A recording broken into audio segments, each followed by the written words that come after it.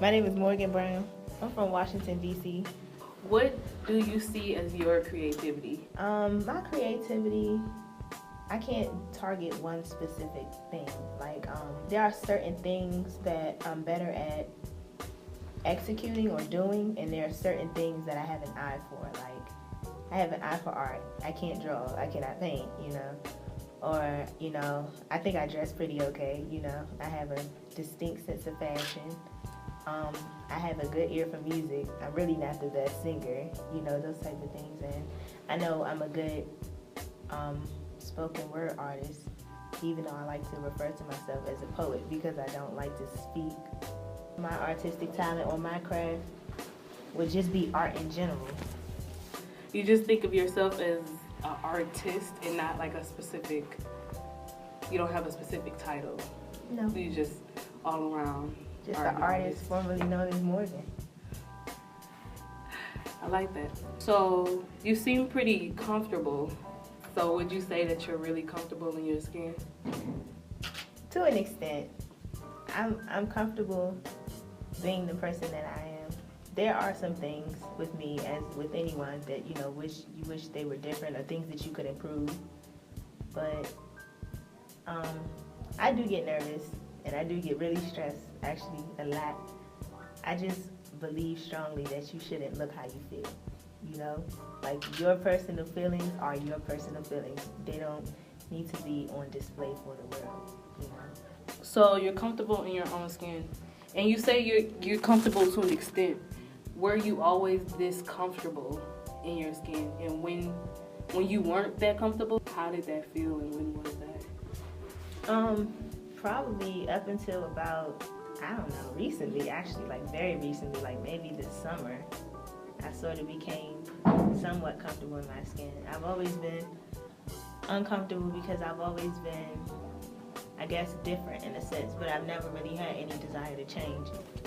I never liked being overanalyzed or criticized or questioned because I chose to be different. I was always taller than everybody in school, so that was really awkward. I was a big tomboy, and everybody else wore lip gloss, so that was awkward. I wore black all the time, and all the other girls wore pink, so it was always something different about me. And I was never really comfortable, but I felt like I would rather be uncomfortable being me than to compromise to conform to someone else's ideas of what I should look like. Do you consider yourself unconventional? Definitely. In what way do you consider yourself unconventional? Like, you talked about how you were taller and how you were always just different, but specifically, how do you see yourself as unconventional? Because there's this phrase, unconventional beauty. Do you think you fit into that even, mindset of unconventional beauty?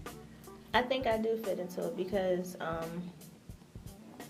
there are definitely standards or specific ideas that are set to describe what beauty is, but I consider myself unconventional in a way that I don't fit that specific criteria. And that's okay, because that doesn't make me any less beautiful. It just makes me different. And so in that way, I would consider myself unconventional because I have no desire to be just added to another list of beautiful girls, or to just be what anyone would just perceive as beautiful. In what way does your artistic outlets reflect your unconventional lifestyle? Well, as far as my wardrobe goes, it's obviously different. It's different. It's something new every single day. And they sort of reflect just who I am personally. I wear a lot of patterns. They kind of remind me of my scatterbrainness. I'm all over the place. I never have one solid thought in my head. I'm never thinking about one thing, focused on one thing. I'm focused on like 100 things at a time. And they're different, and a lot of them are bold, and a lot of them are daring. And there are parts of me that is bold and that is daring. And I feel like, in a sense, it's a way that I can let out the person that I am, that part of me that I am, but haven't become comfortable being. And as far as my poetry goes, it's sort of a reflection of the person that, I guess how I felt where I grew up, and the person that, or the part of me that never felt like I was good enough because I didn't fit into somebody else's, persona. In a way, it's sort of a release, and it's sort of an opportunity for me to project the feelings that I don't verbalize. So when people look at you, what do you think they see? Like, what would you like them to see? I want people to just see that I'm human. That's all I just want people to see. It doesn't matter how I dress. It doesn't matter how I behave. At the end of the day, appearance-wise, I may be different, but we're all the same in the sense that we're all human, and I feel just like everyone else feels. I breathe like everyone else breathes. I think, I cry, I get confused, I smile, I laugh, just like everybody else does.